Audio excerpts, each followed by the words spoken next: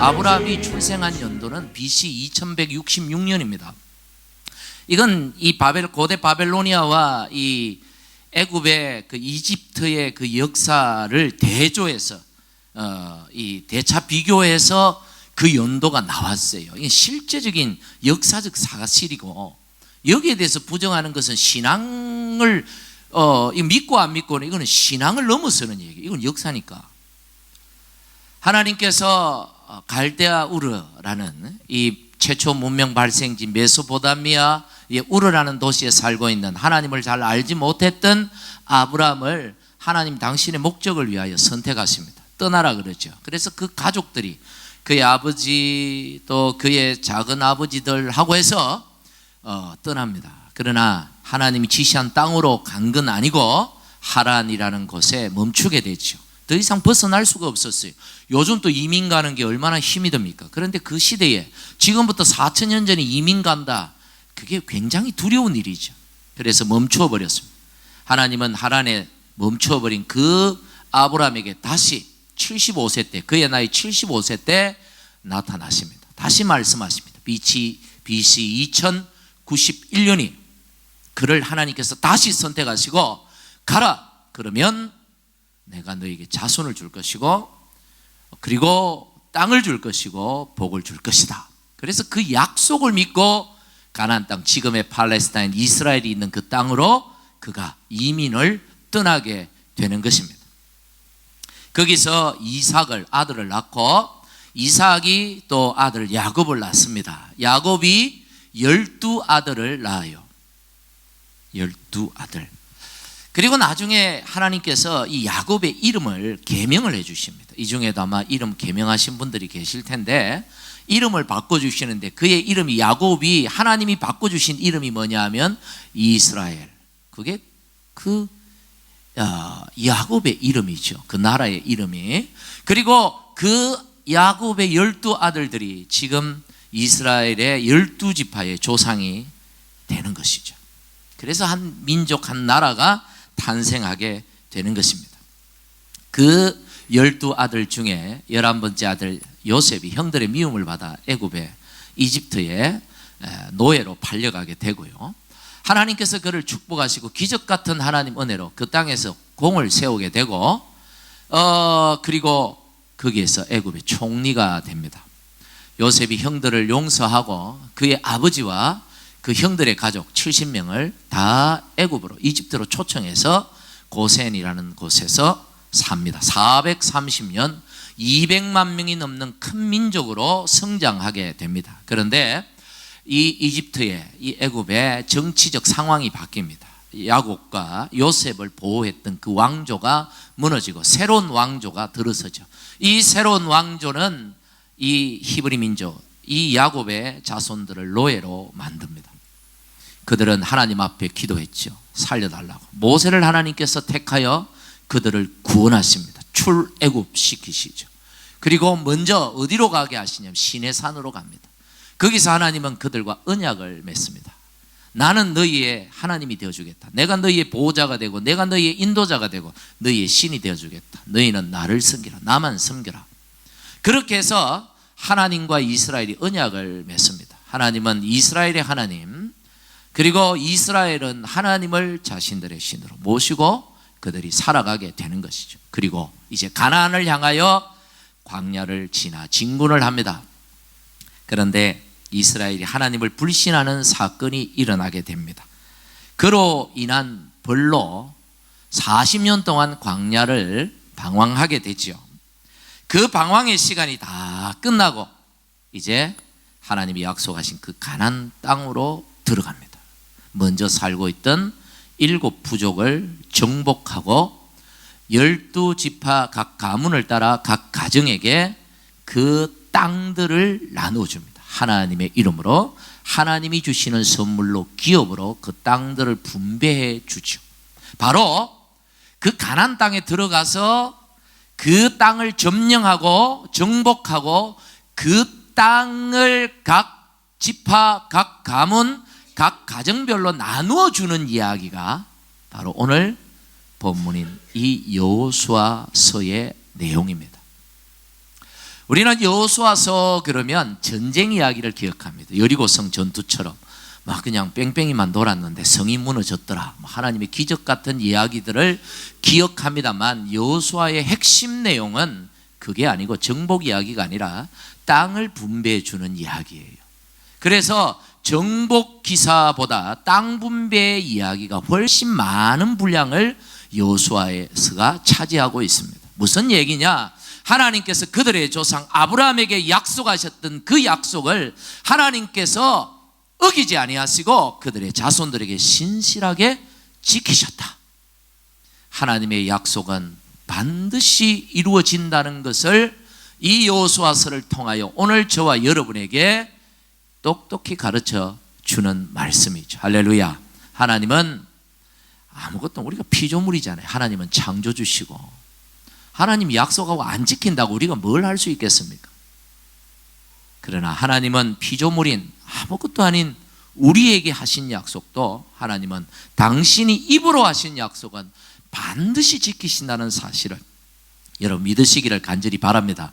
우리에게 주신 약속이 뭡니까? 구약, 오래된 약속, 신약, 예수 그리스도 하나님의 아들을 통하여 새롭게 해주신 이 약속의 말씀을 하나님은 우리에게 반드시 이루어지게 성취하신다는 사실입니다.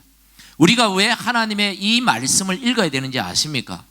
약속을 모르는데 우리가 뭘 믿겠습니까? 믿지 못하는데 무엇을 기도하겠습니까? 기도하지 않는데 무엇이 우리의 삶 속에 이루어지겠습니까? 약속의 말씀을 읽고 그 약속의 말씀을 붙들고 믿고 기도할 때에 하나님께서 우리의 삶 가운데 이 약속이 성취되는 축복을 주시는 것이죠. 그래서 읽어야 되는 거예요. 할렐루야. 이제 오늘부터 여호수아서가 시작이 됩니다. 6주간 큐티 말씀을 매일매일 이 하나님의 말씀을 여러분이 읽으시고 묵상하시고, 그 말씀이 다름 아닌 내게 주신 말씀, 내 가정에 주신 말씀인 줄 알고 붙들고 기도함으로 하나님께서 주시는 그 축복의 성취를 여러분 맛보시기를 간절히 축복합니다. 자, 오늘 이제 본문 말씀으로 좀 들어가 보겠습니다. 1절 말씀을 여러분 한번 보십시오. 1절에 보니까 이제 모세가 죽고 여호수아가 이제 백성의 지도자가 되는 그런 내용의 말씀이 나옵니다. 여호수아서가 뭐로 시작하느냐? 뭐로 시작합니까? 모세가 죽었다, 이렇게 시작해요. 여호수아서의 첫 번째 내용은 모세의 죽음입니다. 모세의 죽음으로부터 새로운 역사가 시작이 된다라는 것을 알려주는 것이죠. 새로운 역사를 열어가기 위해서는 누군가의 죽음이 필요하다는 그런 암시의 말씀입니다. 모세가 죽음으로 가나안 시대 새 역사가 펼쳐진 것이죠. 예수 그리스도께서 저 십자가에서 죽으심으로 하나님의 아들의 복음의 시대가 새롭게 펼쳐지게 된 줄 여러분 믿으시기를 바랍니다. 오늘 모세의 죽음은 단순히 죽었다라는 내용을 우리에게 말하고자 하는 것이 아닙니다. 죽었다, 그게 아니라 이 죽음이 가진 의미가 무엇인가? 모세가 죽기까지 하나님 백성들을 위해 헌신하고 희생했다라는 것을 가르쳐 주는 것이죠. 모세가 죽었기 때문에 누가 나옵니까? 여호수아가 나온 것이죠. 모세가 죽었기 때문에 가나안이 그들 눈앞에 펼쳐지게 된 것입니다. 여호수아와 이스라엘의 영광은 누구의 죽음 위에? 모세의 죽음 위에 세워져 있다, 서 있다라는 거예요. 오늘도 마찬가지입니다. 누군가의 죽음, 누군가의 희생, 누군가의 헌신이 새로운 하나님의 역사를 펼쳐가게 된다는 사실을 여러분 믿으시기를 간절히 축복합니다. 그래서 요한복음 12장 24절에 예수께서는 이렇게 말씀하셨습니다. 우리 같이 한번 읽어보겠습니다. 시작. 내가 진실로 진실로 너희에게 이르노니 한 알의 밀이 땅에 떨어져 죽지 아니하면 한 알 그대로 있고 죽으면 많은 열매를 맺느니라. 아멘. 하나님의 역사, 우리 교회의 역사는 오늘로 끝나는 것이 아니죠.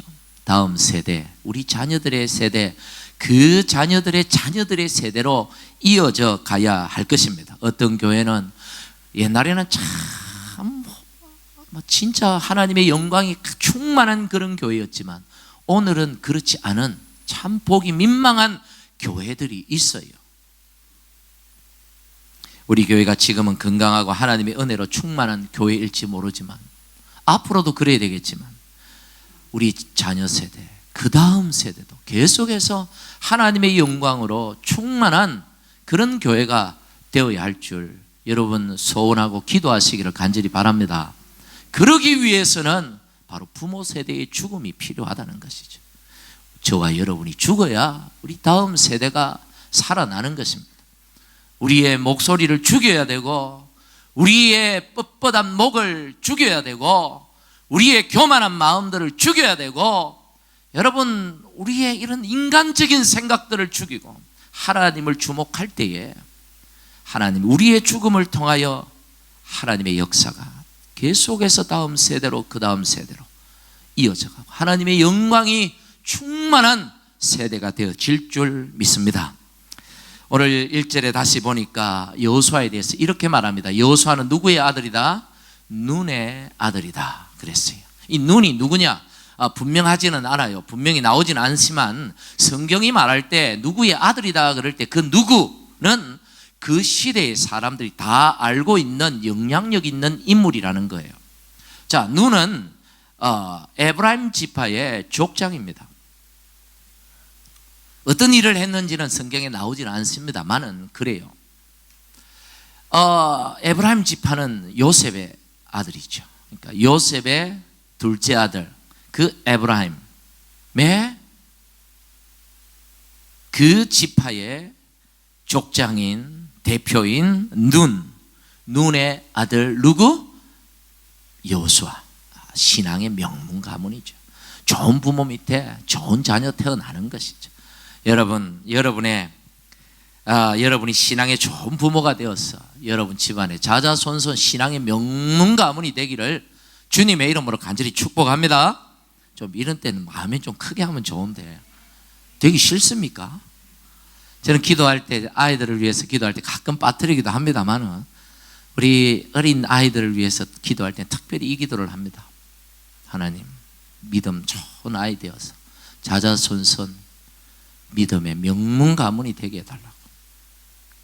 그런데 여러분 좋은 집안에서 태어난다고 하나님이 글을 쓰시는 건 아니죠. 성경에 보니까 하나님은 집안보다는 본인 그 당사자의 믿음을 더 중요하게 보십니다.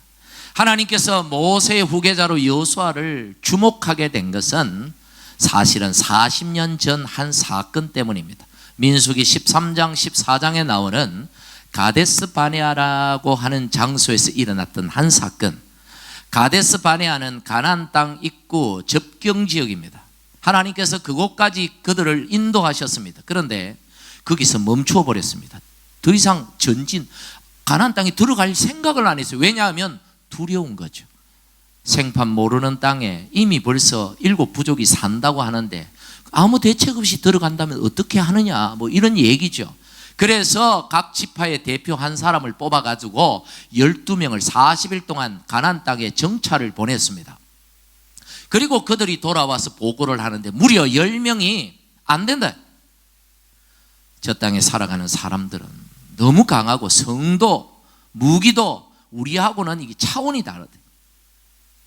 들어갔다는 다 죽는다. 차라리 새로운 지도자를 세워서 애국으로 돌아가자. 그때 그 소리를 듣고 붕괴하면서 가슴을 찢으면서 하나님 앞에 믿음으로 백성들을 설득하고 아니다. 하나님께서 함께 하신다. 우리의 힘으로 지금 여기까지 왔느냐? 하나님께서 도우셨기 때문에 하나님께서 반드시 저 땅을 우리에게 주실 것이다 하며 외쳤던 인물이 바로 이 여호수아였어요. 하나님은 그때 이 여호수아를 주목하신 것이죠. 그 믿음이 그를 하나님께 쓰임받게 한 것입니다. 그런데 여러분, 그리고 바로 그가 이스라엘의 지도자가 되었느냐? 아닙니다. 몇 년 뒤에 지도자가 되었습니까? 무려 40년. 왔다. 40년이야, 40년. 지도자는 태어나는 것이 아니고 만들어지고 훈련되어진다는 것을 말씀해 주는 것이죠. 그 훈련의 시간을 얼마나 잘 견디고 인내하느냐에 따라 리더가 되기도 하고 안 되기도 하는 것이죠. 여러분이 하나님께 쓰임 받기를 원하십니까? 잘 참을 줄 알아야 되고 견딜 줄 알아야 되고 하나님을 바라보고 하나님 앞에 정말 이 인내할 줄 아는 그 훈련의 시간을 잘 버틸 수 있는 용기, 믿음이 여러분에게 필요할 줄 믿습니다.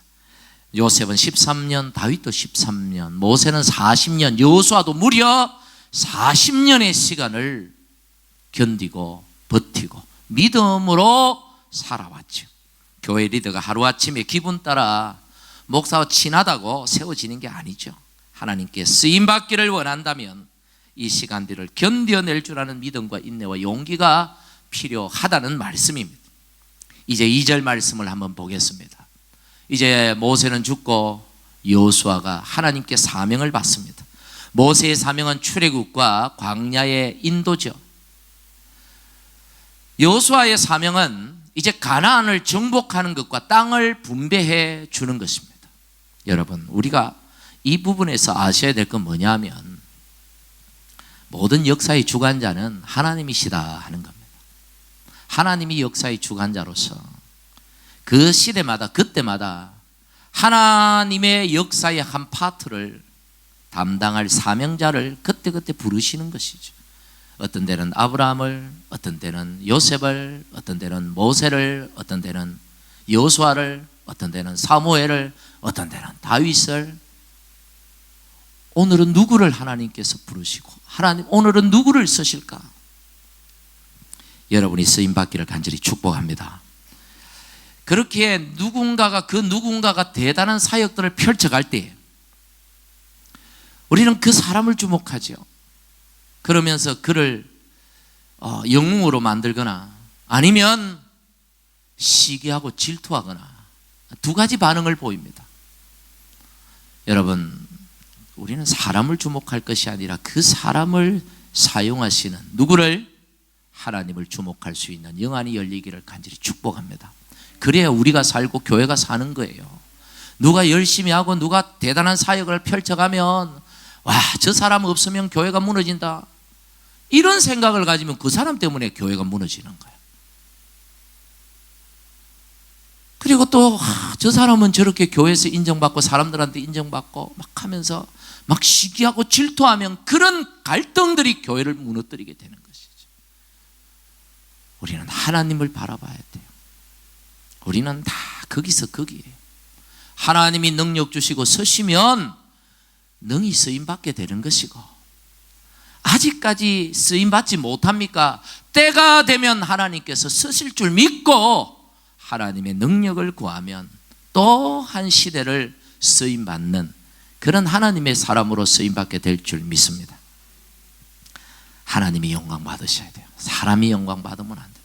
철저하게 하나님만이 영광 받으시도록 우리가 그렇게 사역하고 그렇게 주를 섬겨가는 우리 모두가 되기를 간절히 축복합니다. 마지막으로 6절부터 9절에 보니까 사명자가 가져야 될 두 가지 아주 중요한 말씀을 주고 있어요. 첫 번째는 뭐냐면 6절, 7절 뭐라고 말합니까? 강하고 담대하라. 극히 담대하라.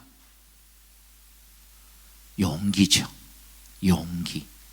뭐라고요? 첫 번째는 용기라는 거예요. 여러분, 하나님께 쓰임받는 크든 작든 하나님의 일을 맡은 사람은 뭐가 필요합니까? 용기가 필요합니다. 두려움을 떨쳐버려야 됩니다. 하나님이 능력을 주십니다.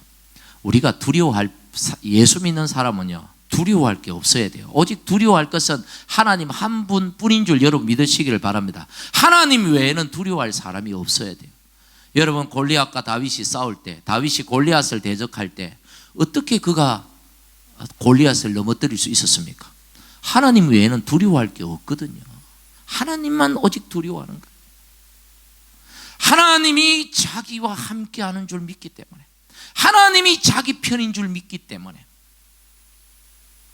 하나님이 내게 능력 주실 줄 믿기 때문에 그는 두려움이 없었던 것입니다. 용기가 생겼던 것이죠. 하나님이 여러분과 함께 하시는 줄 믿으시기를 바랍니다. 하나님이 여러분의 편임을 믿으시기를 바랍니다. 두려움 떨쳐버리고 믿음으로 섬기는 우리가 되기를 간절히 축복하며, 또 하나가 뭐냐 하면 7절에 보니까 뭐라고 말합니까? 모세를 통해서 명한 뭐요? 그 율법을 다 지켜 행하고 우로나 좌로나 치우치지 않고, 말씀이죠. 두 번째, 하나님의 사람들이 가져야 될 두 번째 아주 중요한 요소는 뭐다? 말씀이에요. 에베소서 6장 17절에 보니까 이 말씀이 뭐라고 말했냐면 뭐라고요? 성령의 검이다, 칼이다. 여러분, 성경은 우리에게 눈에 보이는 세계뿐만 아니라 눈에 보이지 않는 세계에 대한 말씀을 많이 하십니다. 여러분, 눈에 보이는 세계는요, 돈으로 싸워요. 사람들이 보면. 그렇죠? 돈 많은 사람들이 이기더라고요. 눈에 보이는 세계는 돈이 무기예요. 참 이런 소리 목사가 하기는 좀 그렇지만 세상이 좀 그래요, 보니까.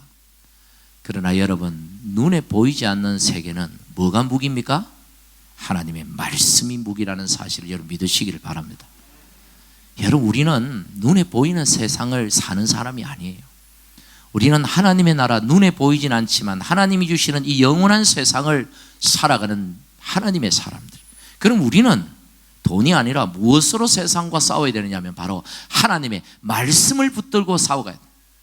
영적 전쟁을 치러 가야 되죠. 하나님의 말씀을 붙들고 싸워야 될 하나님의 사람들이 말씀을 안 봐요. 큐티책이 없어서 큐티를 못 하시죠.